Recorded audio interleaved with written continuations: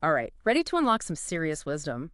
You wanted to dive into The Alchemist, and wow, we've got a treasure trove of insights from it. Not just the book itself, but also from Paulo Coelho's foreword. Oh, and even a little sneak peek into Warrior of the Light. Interesting you say treasure because, well, that's kind of the driving force behind the whole story. But treasure in The Alchemist isn't as simple as it sounds. Ooh, I like that. I like where you're going. So let's meet our main character, Santiago.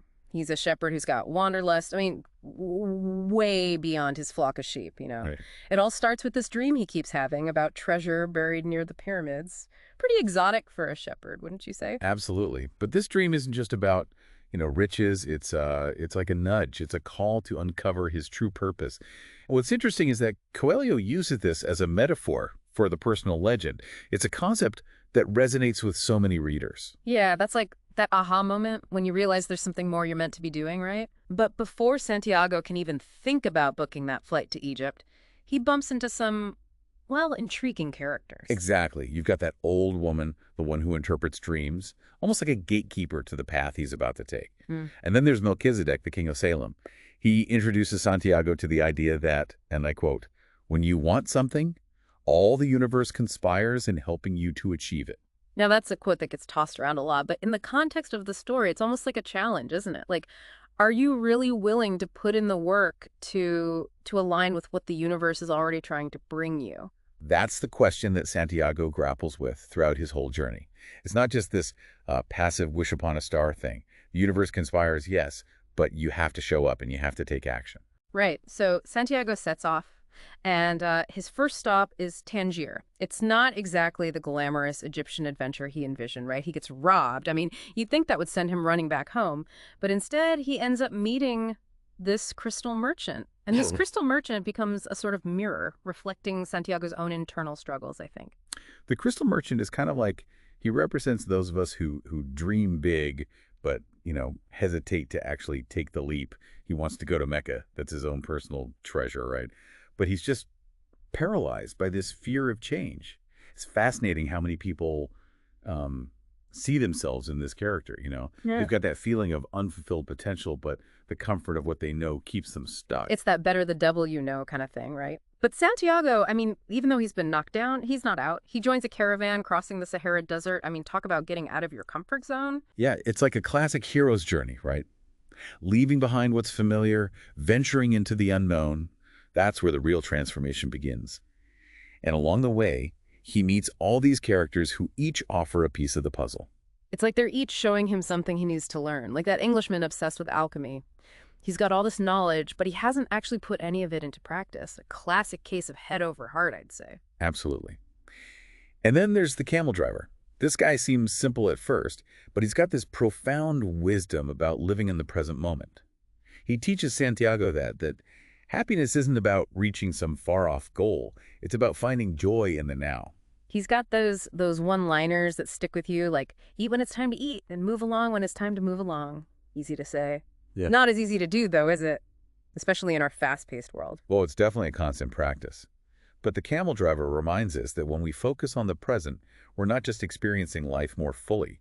We're also more open to those signs that guide us towards our personal legend, those omens. Speaking of omens, the oasis where Santiago meets Fatima, it's more than just a romantic interlude. It's like a place of profound learning and spiritual growth, when you say so. Absolutely. The oasis, it's like a crossroads. Santiago could easily just settle down there and forget all about his treasure. He's in love with Fatima. Life is good. But there's still that pull towards his personal legend. And that's when the alchemist himself enters the picture. He's like the wise, mysterious mentor you find in so many stories. But what makes the alchemist so interesting is, well, he doesn't just give Santiago all the answers. He guides him to discover them within himself. Exactly. He teaches Santiago to listen to his heart, to trust his intuition, and to really recognize that language of the universe, the language that speaks through those signs and omens. And this is where things get really interesting, because even though he's found love, Santiago makes this difficult decision. He chooses to leave the oasis, to continue on his quest. It's kind of counterintuitive, isn't it? You'd think that love would be the ultimate treasure. But the alchemist suggests that true love, well, it shouldn't hold someone back from their personal legend.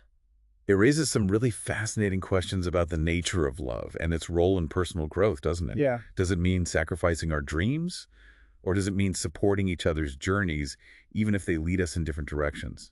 It's a theme that definitely resonates with a lot of people, especially today, when individual aspirations are so important to so many people. But leaving Fatima, well, that's just one of the many tests Santiago faces. His journey with the alchemist is filled with challenges. Tribal wars, thieves. He even has this mystical conversation with the wind. And these challenges they're crucial. Remember when the alchemist says that before a dream is realized, the soul of the world tests everything that was learned along the way.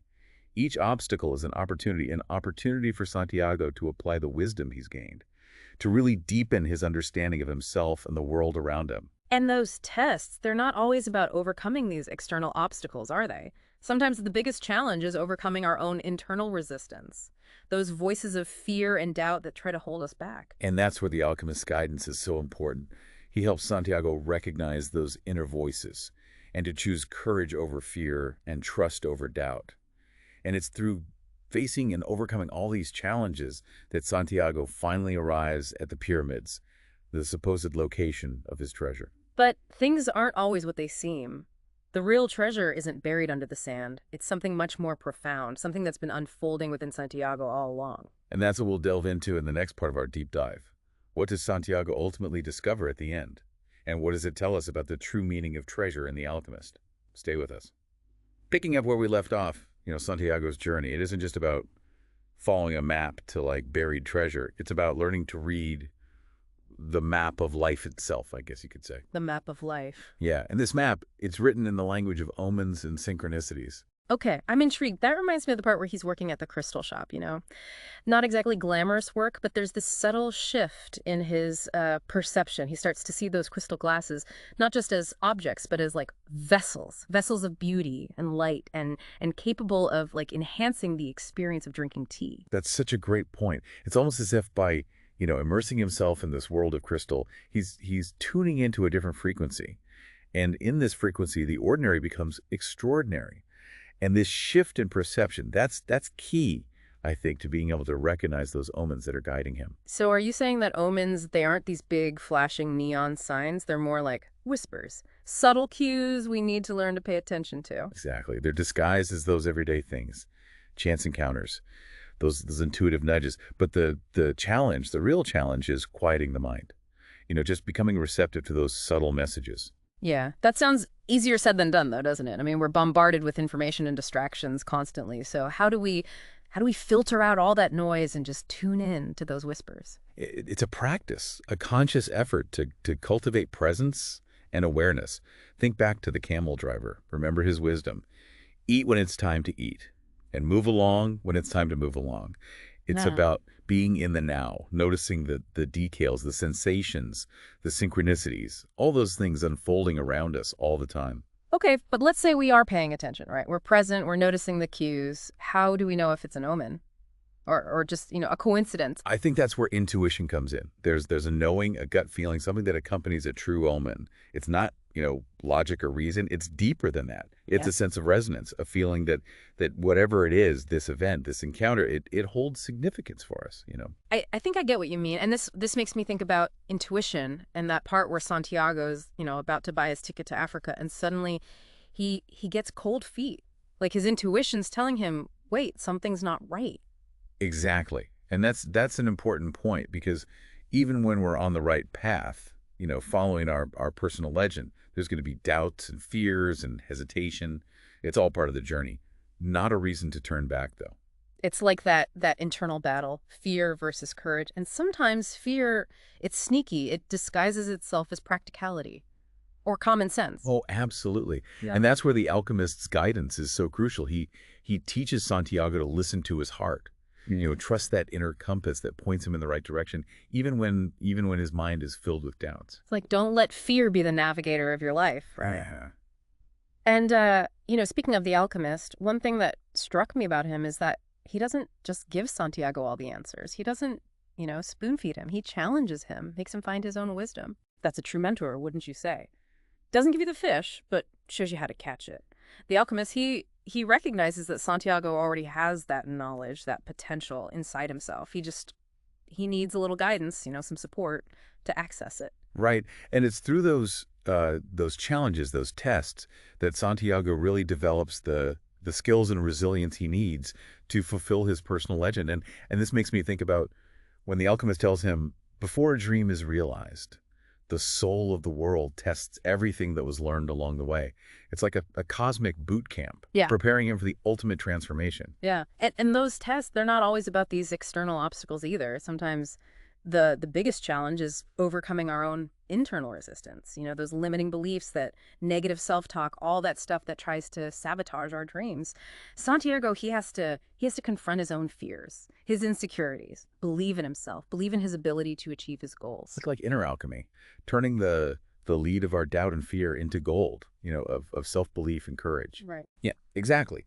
And that's a process that requires not only self-awareness, but also a deep connection to something bigger than ourselves. And that's where the concept of the soul of the world comes in. Oh, the soul of the world. We talked about it earlier, but I'd love to really dig deep into that concept. It's so mystical, isn't it? Almost like this invisible energy field that connects everything, everyone. But what does it really mean? That's the question, isn't it? A question that has intrigued philosophers, spiritual seekers for centuries. Yeah. In the context of, the alchemist, I think the soul of the world, it represents that life force that animates the universe. It's the source of creativity, inspiration, interconnectedness. It's the force that guides us towards our personal legend, whispering through those omens, those synchronicities. So it's not just some abstract concept. It's something we can tap into, something that can actually guide us, support us on our journeys. Yes. And the way we tap into it is through presence, through cultivating that deep awareness of ourselves and the world.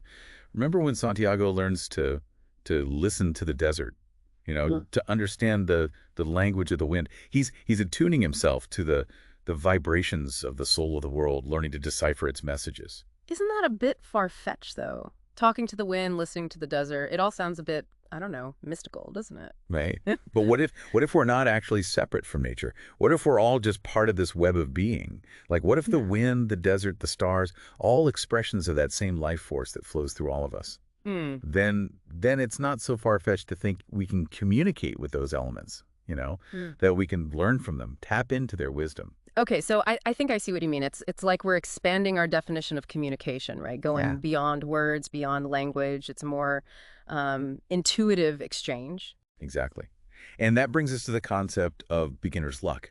Remember how Santiago experiences all these fortunate events when he first starts his journey? Yeah. It's almost like the soul of the world is nudging him, giving him a little push to get started. Yeah. But then as he gets closer to fulfilling his personal legend, the challenges, they get tougher, they intensify. He has setbacks, losses, even violence. It's like the soul of the world is testing him, making sure he's really committed. It's all part of that hero's journey, right? The trials, the tribulations, those moments of despair, doubt, they're all part of the transformation. They force us to really dig deep, draw on those inner resources, prove ourselves worthy of the treasure we seek. And sometimes the biggest challenge isn't even those external obstacles. It's that internal resistance, all those limiting beliefs. Santiago has to face his fears, his insecurities, believe that he can achieve his goals. It's turning that lead, the lead of our fears and doubts, into the gold of self-belief, courage, like you said, inner alchemy.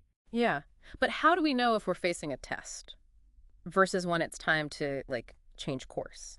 How can we tell if it's our intuition guiding us or just fear disguised as intuition? That's a great question. And I think it all comes down to discernment. A true omen, that guiding intuition, it resonates with our values, our sense of purpose, our personal legend. It'll feel expansive, even if it's challenging. Fear, though, feels constricting, and often there's that anxiety, that sense of dread that comes with it. So it's not about just blindly following every little impulse. It's about listening deeply, checking in with our heart, and making sure that we're on a path that's right for us. Exactly.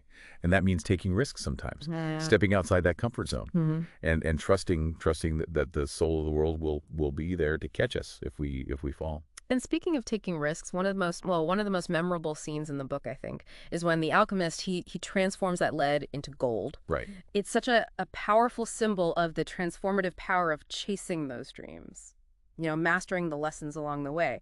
But it's also this reminder that true alchemy, it isn't about, material wealth. It's about that inner transformation that happens when we align with our purpose. Yeah, it's about taking the lead of our fears and doubts, those limiting beliefs, and turning it into the gold of self-awareness, wisdom, spiritual fulfillment. So it's less hocus pocus and more about really harnessing the power of our own potential. Right, exactly. We are all alchemists in a way, constantly transforming ourselves, the world around us, through our choices, our actions, our beliefs. And the more we align ourselves with our personal legends, the more we give back to that soul of the world. Just like the alchemist's gold can be used to help others. We become like conduits, don't we? Conduits for the soul of the world, expressing its creativity and love. But this makes me wonder, Santiago has to give up so much on his journey. His sheep, his comfort, his love for Fatima. Is sacrifice a necessary part of fulfilling our personal legend? That's a really interesting question, and I think the book suggests that it often is, but it's not about mindless deprivation. It's about recognizing what really matters, what aligns with our values and aspirations. Remember when Fatima encourages Santiago to go on, even though it means leaving her, she gets it.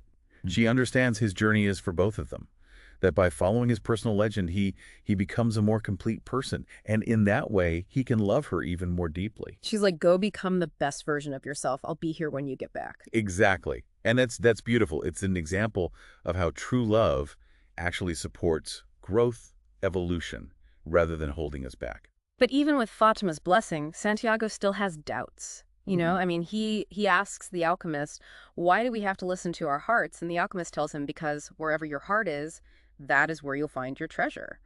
What do you make of that?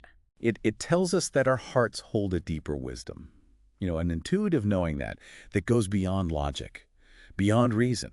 It's not about being ruled by emotions, but about listening to that compass, the one that points to what matters. And sometimes that means making those difficult choices, letting go of the familiar, the comfortable, and trusting that the path will lead us to our treasure, even if it looks different than we thought it would. That's a great segue into the next part of our deep dive. We'll explore what Santiago finds at the end of his journey. Does he find that literal treasure, or does he uncover something much more valuable? Stay with us.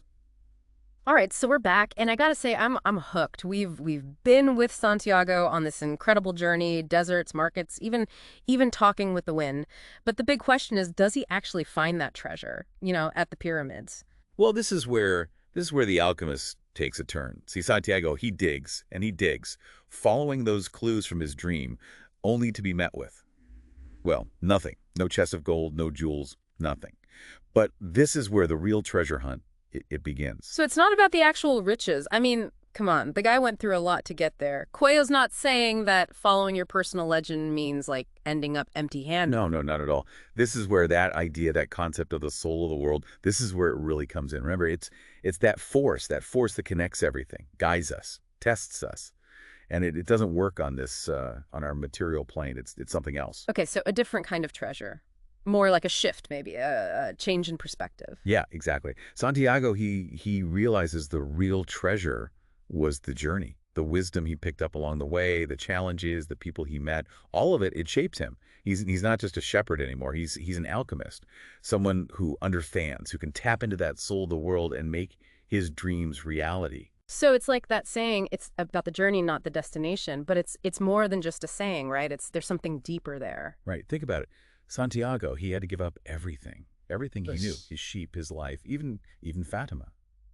But by letting go, by surrendering to the unknown, trusting that soul of the world, he finds something inside himself, a potential that was always there. And that's the real gold. Man, it really makes you think about all the times we stop ourselves.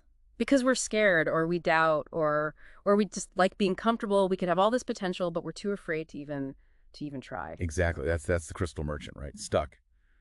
He had those dreams. He wanted to go to Mecca, but he couldn't let go of his shop, his routine, Santiago. He embraced the unknown, and because of that, he found something much greater than he ever could have imagined. And what's amazing is that he doesn't just keep it all to himself. He goes back to the oasis, to Fatima, but he's not the same boy who left. He's carrying all this wisdom, the lessons he learned, the gold of his transformation. It's beautiful, isn't it? It shows how our own change, it ripples outward. It affects the world around us. Santiago's journey, it wasn't just for him. It was about giving back to that soul of the world, being a light for others. So what about us, the listeners, We're on our own journeys, facing our own stuff. What's the big takeaway from The Alchemist? What can we hold on to? I think Coyle, he's giving us a guide, a way to move through life with more purpose, Yeah. more awareness, to trust those unseen forces that are guiding us. The treasure we're looking for, it might not be what we expect, Yeah. but it'll always be something that makes our lives richer, that helps us understand ourselves better, and lets us help make the world a better place. So to listen to our hearts, to embrace what we don't know, and to trust in that soul of the world, and maybe, just maybe, realize that the real treasure, well, it was inside us all along. That's it. That's it, exactly. The Alchemist, it's one of those stories that sticks with you. It whispers its secrets, inviting you to go on your own adventure, your own self-discovery. And on that note, thank you for joining us on this deep dive. We hope you found some insights and that it inspired you to look for those signs, those treasures that are waiting for you. Until next time, keep listening to your heart and keep following your own personal legend.